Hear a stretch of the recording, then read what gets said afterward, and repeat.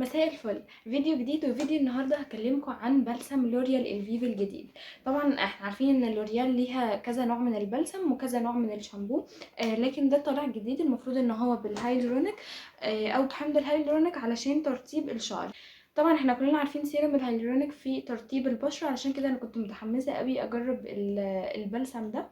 هو موجود منه شامبو، بس الشامبو كان بالنسبه لي الميزه اللي فيه ان هو ما فيهوش سلفيت، فانا كان عندي الشامبو بيعمل نفس الحاجه طبي برضو، فما اشتريتش الشامبو بصراحه، استخدمت البلسم بس.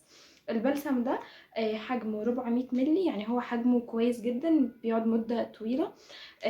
كمان كان سعره 75، وكنت شايفاه في منطقة تانية كان ب70 جنيه. اعتقد ان هو ما فيهوش كوبي واوريجينال، هو يعني هو اصلا سعره مش غالي.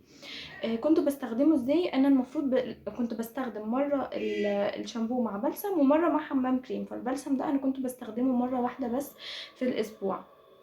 انا بصراحه اكتر حاجه حبيتها فيه انه حسيت ملمسه مجرد ملمس بس، اول ما تحطيه على الشعر بتحسي الشعر مترطب، وملمس البلسم نفسه مش تقيل قوي فكاتم الشعر، ومش خفيف كانك مش حاطه حاجه. احنا بنغسل شعرنا كويس قوي وهو مندي بنحط عليه البلسم، وكنت بسيبه ربع ساعه كده وبعدين بغسله.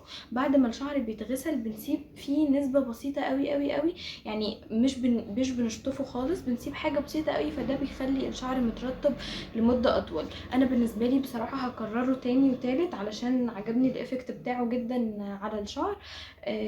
بالنسبه لسعره برضو هو كويس قوي، لو عايزين تجيبوا الشامبو بتاعه اوكي، بس انا مجربتوش. لو مش عايزين اي شامبو ما فيهوش سلفيت او اي شامبو انتوا بترتاحوا عليه، وحطوا البلسم بعد ربع ساعه واغسلوه، وان شاء الله هيعجبكم جدا.